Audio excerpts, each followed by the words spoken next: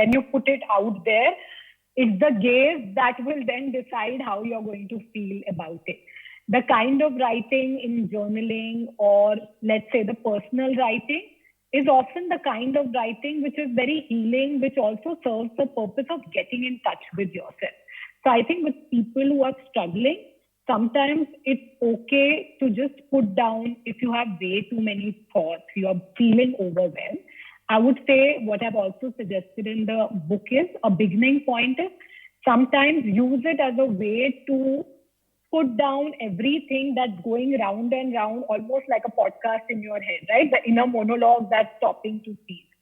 The second is, morning pages, right? Like I've been doing as a ritual morning pages for years now, where I get up in the morning, I would meditate, and I spend some time writing anything. So these could be random things like, oh, I forgot to call my mom yesterday. The first thing I'll remember is I was supposed to call her, but I forgot. I started watching something, and it will move from there to, oh, I need to follow up on this. I need to get that shirt ironed, and it could be random things. But so I think it's good for people to start writing without thinking of who's going to see and hear it, and let it be driven internally, because I think that's always a better lens to have. If you're writing for an audience, the gaze will control you. I think the purpose of writing is it allows you to be honest, authentic to what you're feeling. So I think that's a good starting point for anyone who's struggling. Shaheen, would you say that? Yeah, no, it's so funny because I actually suddenly I had this vivid recollection of a line that I've written in one of my journals when I was 16 or 17, which was literally, the line was, God, I'm so sick of myself. I always write like I'm writing for an audience. Who the hell is going to read this? I suddenly has vivid memory of writing that, because you can't help, sometimes you can't help but get caught up in the idea that somebody might read it, and you want to appear a certain way. In your own sort of personal communications, you want to appear a certain way. But I mean, this idea, I just want to talk a second about this idea of people not liking writing. The way I write professionally and the way I feel about writing professionally is very different from the way I feel about writing personally. I very often hate writing. I hate it. I don't think I've met a single writer who doesn't also have that love-hate relationship with once it's done and it's on a page, I love that I did it, but very often I can't stand it. And that's very different from how I feel about writing in a journal. That's a different thing. I seek that out. That's something I seek out. When it comes to writing professionally, I feel very differently about it. So you don't have to love it in order to do it still. And there's also a difference, like writing therapy is very different from writing like journaling. Writing therapy is a separate thing, which is what Sonali was saying. It's exercises and prompts. It's a more structured way of sort of writing for therapy. Journaling is more freeform. It's kind of, you go with, going through the stuff that you've, experienced on a daily or weekly basis. But I have to say, even at the start of lockdown, and this is something I was talking about in therapy as recently as 2 or 3 weeks ago, I was for the first time in my life, I'm going through something where I can't write about it in a journal, and that's always been my way of coping, and I wasn't able to journal. I would sit down with a pen and a paper, and I wouldn't know where to start because there's so much that's happened. There was too much to process, and it was something I was talking about in therapy. And what we came to was, even journaling, it doesn't have to be 3 pages of this is what happened and this is how I feel about it. You can put one word down. Start with one word. And so that's now I've kind of taken my journaling right now to get back into journaling, into sort of bullet journaling, where I will literally write this headline and then bullet points of what that thing I associate with that feeling or that thing. So if I'm talking about, and so I was feeling a certain way about social media, so I literally put social media as the headline, and I was like, every feeling social media evokes in me.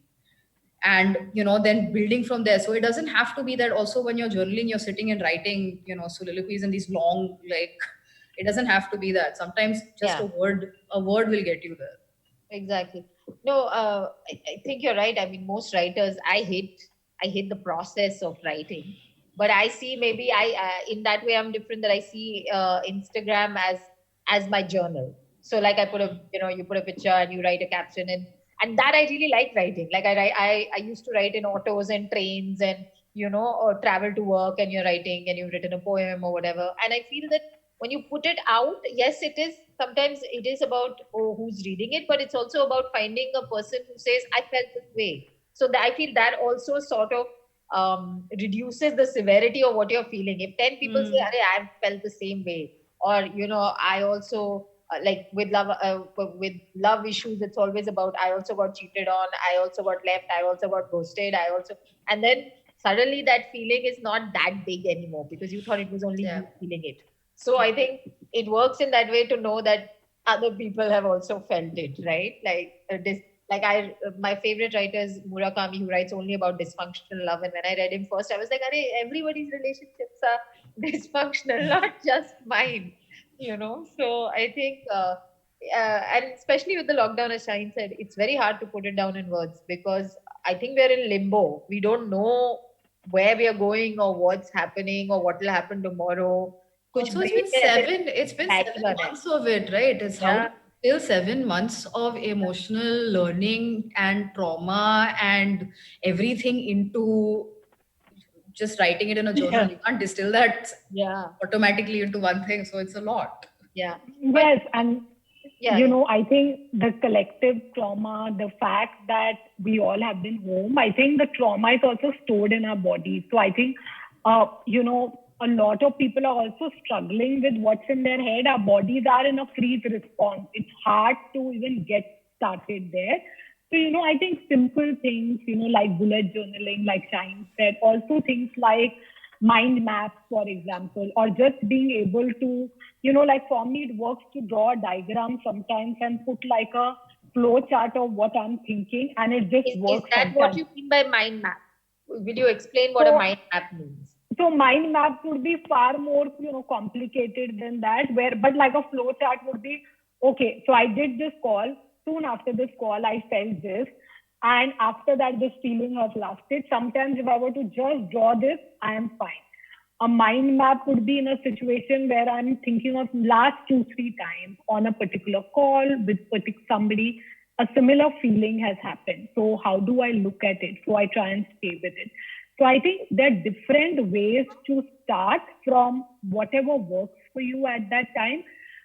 I think writing requires a patience and kindness with our own self. And I think it's very hard sometimes for all of us to be kind to our own self, right? And I think maybe that's why, like, I hate listening to any show that I have spoken to, like I don't like listening to my own voice at the end of the day. The writing I've still adapted to reading the work, but, I think it's also about gradually being okay with what you're writing and choosing to not judge yourself for what you're putting down on paper. But I have to come back to what Shaheen said before. You said that you read stuff that you wrote at 16 and then it still like somewhere resonated with you at 30 and you got new lessons from it. So do you think that's the idea? I mean, that's your way of doing it. Do you think that's ideal to either write about it and get it over with, or go back to it and maybe see different sides of yourself in what you wrote maybe even a year ago or a week ago, for that matter? You're asking Shaheen this? Both. Okay. So, I have read some of my stuff, not a lot. Sometimes I start reading and I cringe and I shut it and I run away from it because I don't even want to hear or remember that part of my life. At other times, it's a reminder of things I was saying at 14 and I even unconsciously say it now, right? To my own self, I'm still saying those same things. I'm still judging myself for those same behaviors. So sometimes it has really helped to see that maybe this is an area one needs to work around. And now there were poems from that time, some which I've maintained, some now I don't even have because those are parts I've let go. So I've actually discarded some of it, but some I've maintained. It's good also to go back to a certain innocence of thought, to look at what romance felt back then how one had, there were some feelings now which are hard to savor sometimes, and a journal will evoke a similar feeling. So I will go back sometimes to think how it would feel. Do I feel the same way that I felt before? So I use it for that, yes. I think for me, it's always been like, sometimes you're like, how far have I come?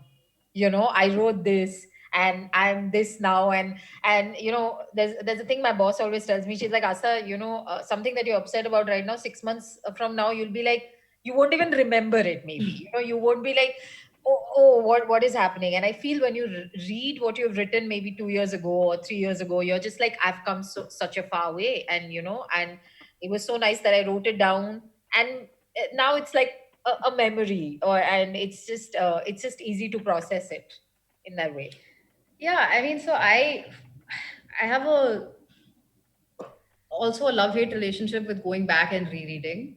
So on one hand, I very often love to go back and reread, because the thing is, when I'm in the process of writing, sometimes I'm so in my head and judgmental of what I'm writing, how good it is, what it sounds like, whether I'm writing for myself or whether I'm writing for public consumption. It doesn't matter. I'm still sometimes very, very much in my head, even while I'm writing, going, God, you can't write to save your life. What are you doing? That when I go back and reread, sometimes when I've had enough distance for it, I go like, oh, wow, I wrote that. That's good, man. Like, damn, that's it. That's some good turn of phrase right there. Like, I didn't. Yeah, exactly. I didn't know I could write like that. So because once I have that distance from it, suddenly I appreciate what I've done so much more than when I'm in the moment trying to do it. Because in the moment I'm too caught up with like a lot of stuff. Also, yeah, when I go back, sometimes I'm like, God, I was so dramatic about something so freaking inconsequential. And yeah, look at, I'm so much more of an adult now, the way I deal with this like the same kind of stuff. But I think that very often, I mean, that's what morning pages also is, right? Morning pages as an exercise is you write it. It's like you burn after reading it. The whole point is you're never supposed to go and read it. It's stream of consciousness. Okay. So morning pages as an exercise is basically you fill three entire sides with the purpose of just starting first thing in the morning, stream of consciousness, we don't do anything else. You start writing, and then with the intention, I'm never going to read this again.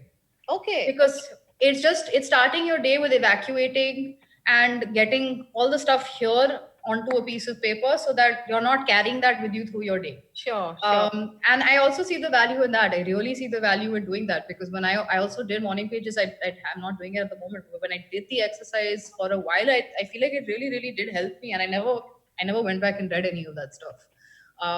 Because I feel like that was like my version of like, confession almost. Like I don't need to revisit that. That's fine. I'm just getting it out there, and nobody needs. I don't even need to know what that was. Yeah. But they are just emptying rituals. It's a clearing ritual. You're starting your day almost clear of all thoughts. Oh, lovely. But most people will ask this. When I'm sure that Sonali, when they come to you, they want solutions. Yeah, I'm getting therapy, so mujhe answers. I want answers now. Like, I want to know what to do. You have to tell me exactly how to deal with my life. And when it's I'm sure you explain to them that it's a process of coming to your own answers as well, right? That's what therapy is. You're not saying, it's not like a doctor who says, bhai, go and do this, or tell that boy this, or tell this girl this. So, I'm sure people will want answers from this writing exercise as well, or using writing as therapy. So what, in your own experience, have you come to solutions for yourself? Has it acted like that? Have you found solutions because you were writing about something? Like, as you're writing about a problem or an issue or a dilemma you have in your head, have you come to solutions with this kind of exercise? So yes, clients do ask. And I think when one is struggling I think solutions can be varied, right? Sometimes the solution can be just having clarity on an issue. At other times, the solution can be feeling not so judgmental about something. Sometimes the solution can be pausing. Sometimes when people are struggling with a difficult feeling, the solution can be just being able to keep some distance from it. So while people do ask, generally what I do is I ask them what is the solution that they are looking for. And with writing, I try and open up that this is what solutions could look like. I think sometimes writing is also a process of exploring what you're feeling. Like I often feel that, that sometimes when I write and I'm struggling with a feeling just comes in, I become aware of it. And at other times, if I'm feeling too much, the thoughts just begin to take some form. So I generally run that. And again, like therapy, it's a slow process. One needs to do it over a period of time. I'm not sure when any of us know that it became healing or it started working. Now, as an elder millennial in 30s, one can draw those parallels, but I'm not sure at what stage it really became clear that it's serving all of this. I love it that she said elder millennial. Like they'd be like, you're 38, you're not a millennial. I said, no, I'm born in 82. It started then. I'm an elder. I am at the borderline millennial. Yes. Thanks for saying that. I'm feeling young now suddenly. But Shaheen, what would you say? Has it given you solutions in many ways? Yeah. So, to me, writing in itself is a solution. The way I look at it is this: very often, even in therapy, the purpose is not to find do that kind of solution for yourself. It's not 5 steps to fixing your self-esteem. It doesn't work like that. Very often, the thing that fixes your self-esteem or improves your self-esteem is just an awareness of the fact that you have low self-esteem, why you have low self-esteem, and working on changing your internal voice. So writing is also one of the ways in which I help change that internal voice. So that's how while writing, I noticed now when I wrote in a journal when I was 13, the voice was a very horrible voice that put me down. I put myself down. It was a lot of stuff like you're worthless, you're terrible, you're this, you're that. As I've gotten older, as I've been in therapy, as I've worked on it, I can see that voice changing. And that's also a place I used to practice changing that voice, because you have to practice it. You have to, every time the bad voice comes, you have to shut it down with the good one. So that's also where I practice it. So if I notice myself writing something that is putting it down and expressing it in a way that is harmful to myself, I'll say, no, this is a good place to practice changing that. Yeah. So this is where I change that. I say it differently. I phrase it differently. I put it differently. So in a lot of ways, for me, writing in itself is the solution, because it's the way, like I said, it's the tool I use to actually prompt that healing. Yeah, I think that's very beautifully put, Shaheen. It's really beautifully put. But just last question before we start taking questions, they are coming in. Do you think that how would you compare it to maybe traditional therapy? So someone who does want to start, should they go in for a session first, or should they start this like personal, internal, therapy by writing?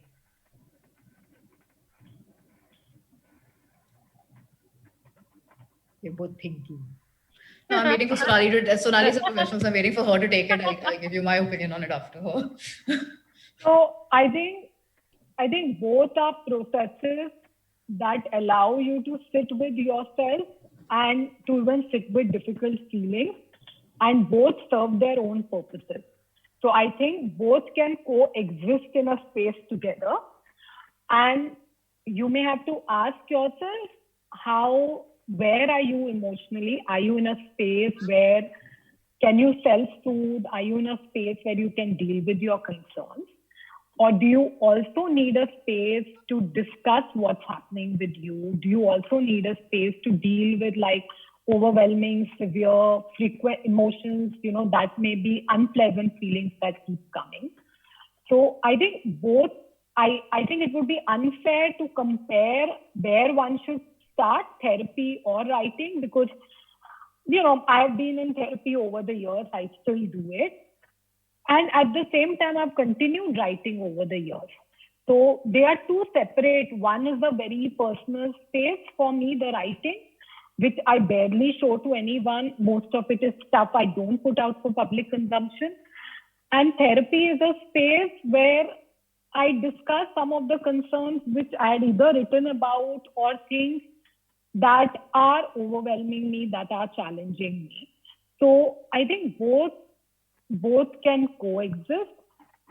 at the same time, both work when they come from a space where you want to do it. So your willingness will drive it. Both will be driven by your personal willingness. Most important. Yeah. Shine. Yeah, no, I feel the same way. I think both things have their own value and their own place. I will always say that if you are dealing with something and professional help is an option, 100%, 100% try that, because for me, I always talk about talk therapy is one of the things that has made the biggest impact on my psyche. And then you can use both in conjunction, and you use both side by side. You don't have to use them separately, you can use them together. So like I said, writing therapy is a thing. Very often, if you want to do writing therapy, you can consult a therapist who will give you prompts and help you figure out how to start using writing as therapy as well. And again, like Sonali said, I think it depends on the severity also of what you're dealing with. Very often, you might not feel like you are in need of therapy, and writing something as therapy will suffice. It will be enough to sort of give you a sense of internal resilience, emotional resilience, and self support. But very often, like she said, that's not enough. So there were times for me as well when my thoughts were getting too dark.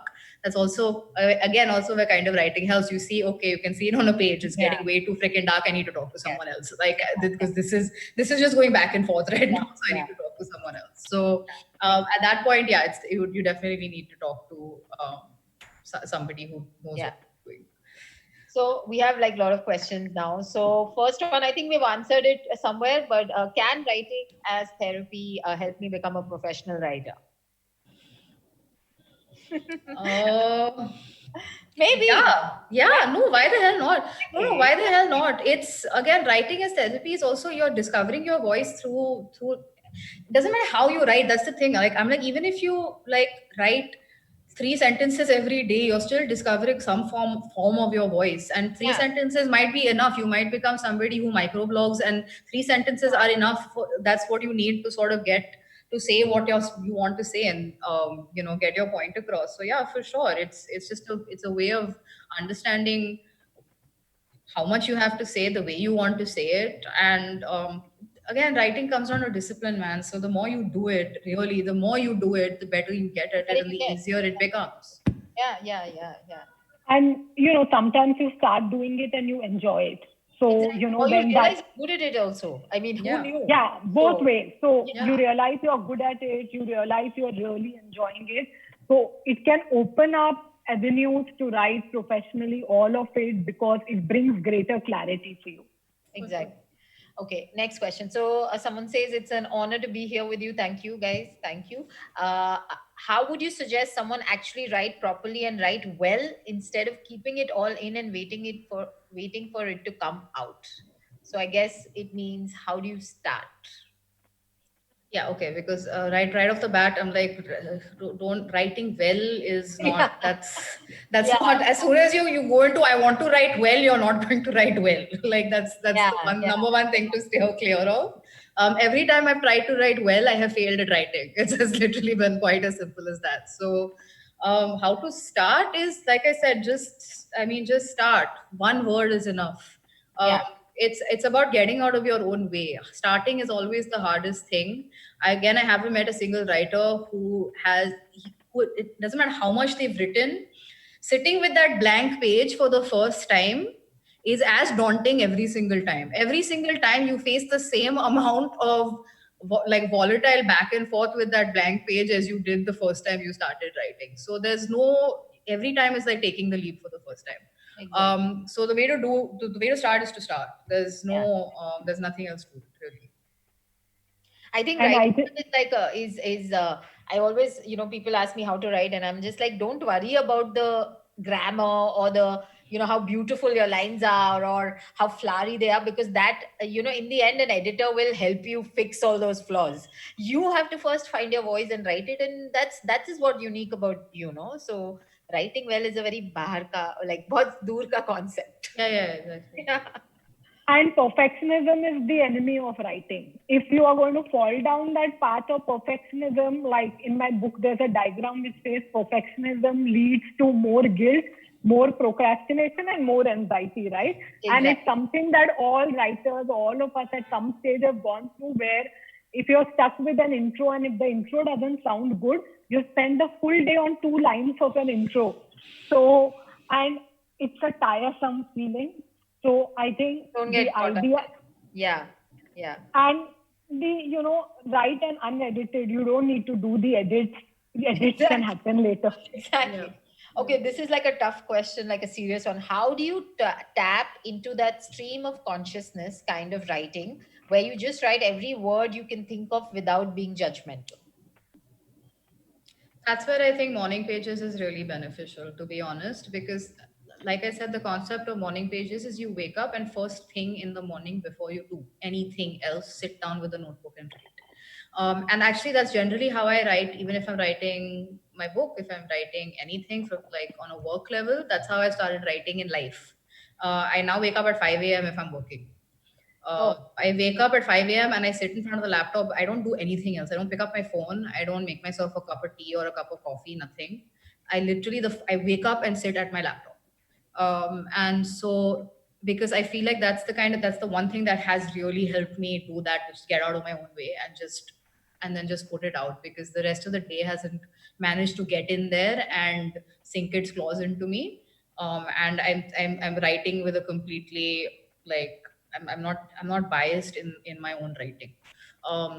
So I think morning pages in this situation is really beneficial, because it just helps you tap into stream of consciousness without really trying too hard.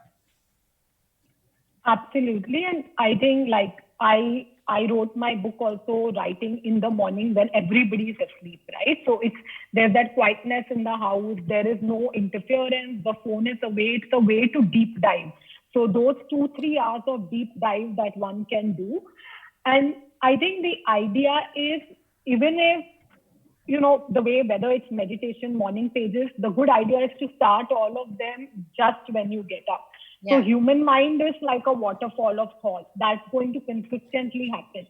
The idea is to acknowledge it and you can just watch it, but not be judgmental. So as you watch it, just put it on paper as you watch it, rather than getting caught saying, why am I feeling so many thoughts, or why am I thinking so many thoughts?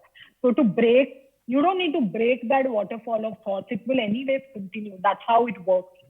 I think that's why it makes sense to do it in the morning, as Shaheen said, that, the rest of the day, then the day takes over. How do you distinguish between what is your consciousness and what is just like on the top, Yeah, because I mean, it's a small thing. Like somebody will send you a text message and you read it, and that will influence the thought you have one hour. It will influence the way you're thinking. So I like to do it where I had the night of sleeping to kind of mull over what I want to write tomorrow, and then I sit and get straight into it first thing in the morning.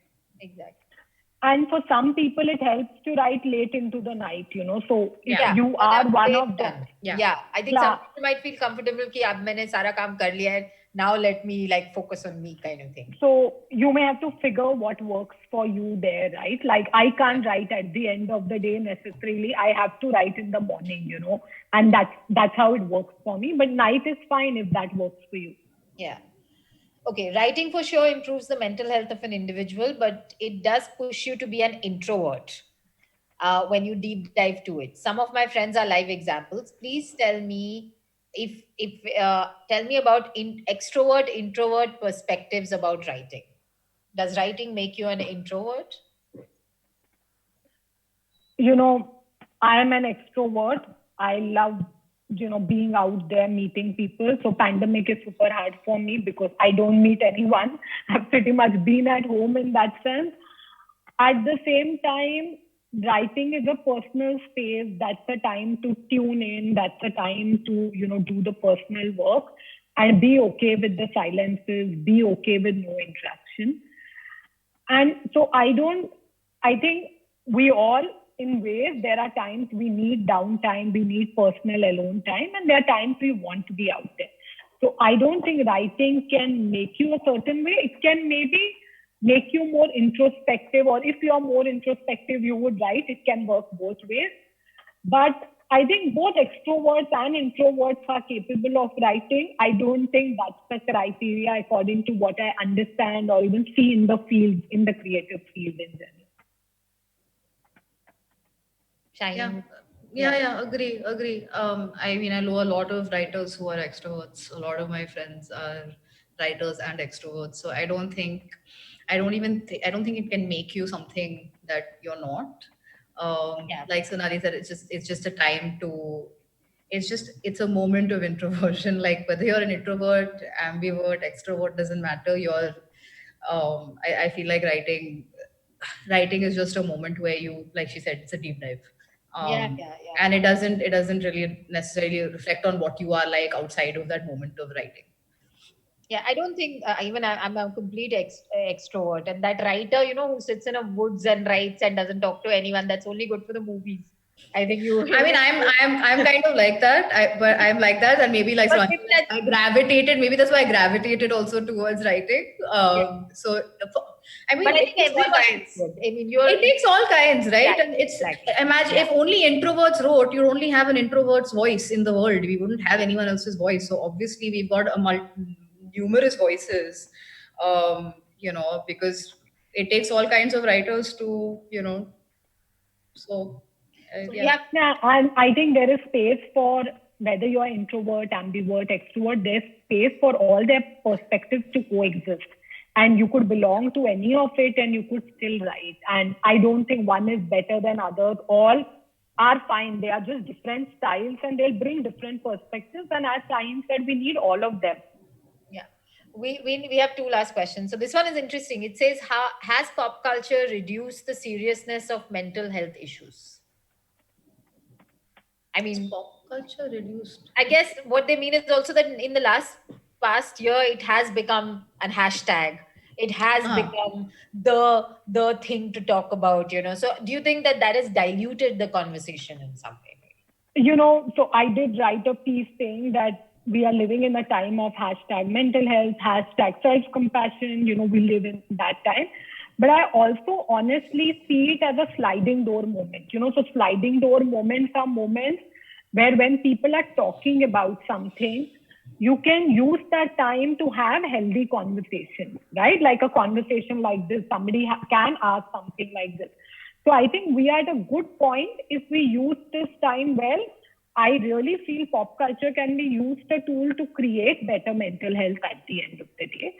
And if those narratives are limited, then I think there's a huge potential to work around it. And I think people in creative spaces are doing that. And I think words like anxiety, they are beginning, depression, people are beginning to see and understand them also. So just their mention is enough, So when Dear Zindagi came out so many years back, I got a client who reached out to me and he said that I need a session for my wife. So I said, okay. And I said, how did you find me? Okay. My number is not on the internet for 16 years now, never been there. He said, मैंने ढूंढा Jahangir Khan जैसा doctor. And I have written an article about Dear Zindagi and what is Dear Zindagi trying to portray, what are narratives that are coming out right, through various characters. And I realized till date, people search for therapists like Jahangir Khan. Because I wrote an article for publication, my name comes, right? And I till date remember that I think it's a beautiful way. If a movie can let someone to search and begin a conversation, no, that's fine. We are doing good. It's a conversation starter. These people didn't know anything and they actually came for therapy. And I was like, wow, these are narratives I never thought would happen. So I think we need to be careful about how pop culture navigates it. But I would say we can work around it. We are in a good space to work around it. Yeah, for sure. I think anytime anything makes the jump from counterculture to pop culture, that means you're basically invading people's minds and homes, which with mental health is a good thing. We want every single person to be aware. And pop culture basically acts as a vehicle for us to create that awareness. The only thing to be careful of is, yes, when you do hashtag mental health, hashtag this, hashtag that, what there is a opportunity for trivializing. There is an opportunity for jumping on the bandwagon just because you think jumping on a bandwagon because of certain preconceived notions you have about what it means. There are a host of things, in which case the thing to do in that situation is basically start to sensitively navigate the conversation and direct the conversation back into the channels you need to, which is what people who do advocate for mental health are trying to do. I think, however, talking about it in pop culture is doing a lot more good than it is doing harm. So I'd rather say, overshare rather than undershare. I would prefer, because once you overshare, then we can work on dialing that back. Then we can figure that out. But undersharing, I feel like, is a much harder one to crack. So you would rather start the flow and then try to figure out where to direct it, rather than figure out, now, how do we start this? No, I think it's really important, because before last 2 years, we had no clue what was Me Too, what was mental health, what was hashtag migrants. Yeah. We had no clue of We have no clue, exactly. So it's like good to know than not to know. So I think it's a good thing. Okay, last question. Is writing as therapy more effective, so to say, when we use pen and paper rather than typing it out in the notes of your phone or social media? So are they saying the old retro ways of maybe just having a diary and writing it, or is it okay to even write it on your phone, or does that make a difference? I don't think there's a right or wrong way. Personally, when I journal, I write with pen and paper, because the physical act is also part of what contributes to the therapeutic effect for me. Because then it kind of becomes a very sort of Zen kind of, that just the action of putting pen to paper and the ritualistic moving my hand, that is part of what contributes to the meditative effect of writing for me. That is not to say that somebody might not have the same effect writing on a laptop. But I mean, so that the way I look at it is, it takes me a lot more effort to write with pen and paper now, because we're not used to it anymore. So it takes me a lot more effort to do that. And I like putting in that effort. I like the effort that it takes me, because it then puts me wholly in that moment, because I'm completely focused on doing that. So for journaling, I do prefer pen and paper. Otherwise, not. I'm also one of those people that my note section is filled with, like, I don't even know. Like, I go back sometimes, I'm like, I don't know what the hell what that is. It was 3:30 in the morning. Some one line is there that I can't decipher now. I don't know what it means. So I'm also one of those people that will go in my note section and quickly scribble something when I have a thought. So I think either depends. Yeah. Yes, exactly. I also write with a pen and paper, because that's what works for me. It is more meaningful for me. But I think it's okay if it works for you to, to type, on your phone, on your laptop. I think that's fine. It's just a very personal process. Yeah, people who are like writers, as you said, not everybody likes to write. You and I will always have a diary next to us, or a pen. I love pens which are soft, and I write more because it's like, it's writing so well, But I think phones and all I've done my best writing in trains, in crowded trains, when I'm thinking something or watching something. So I think that's always on your phone. So I think we're at the end of this. That was the last question. This was really fun. Like I got a lot of insight into. Yeah, no, it was genuinely. I just love talking to other writers, because it makes me feel a lot less alone when I go. I hate writing, and they go, me too. I'm like, yeah, thank exactly. God, it's not just me. Yeah, exactly. I mean, that's why, like, really fat, like, Suitable Boy took so many years to write, because I think Vikram said sad. Can you imagine? Yeah, I can't even imagine what it took to get that book out. Exactly. So, guys, thank you so much. Over and end this. I think we had a great time, and so many cool, interesting questions came up. So, I think Kay is going to come back and end this. Hey, I am here. Guys, we didn't want to stop you guys. That was so lovely. But thank you so much for that, all three of you. That was such a lovely session. Sonali, thank you so much. Shaheen, thank you so very much. And Astha, thank you so very much. Before we go, what we're going to do is we're going to click a quick selfie with you. And this is part of the hashtag my candid Fuji moment that I told you about. So guys, can we see your best pouts or poses or whatever you choose? Go ahead. In 3, I'm just spelling. 2, 1. Great. Awesome. Thank you guys. This has been so great. We have our next session starting super shortly. A big thank you to these 3 wonderful ladies. And if you haven't checked out our Instagram filter on the India Film Project Instagram handle, go check it out, try it out. And don't forget to invite your friends to the festival. We still have weekend passes available, which are selling out very, very fast. So pick them up immediately. Ladies, thank you so much. At the India Film Project, we absolutely love you, and we can't wait to have you guys in person to discuss this in the years to come. Thank you. See you. Thank you. Bye. Bye. Bye, Asa. This was lovely. Bye. Thank you. Bye.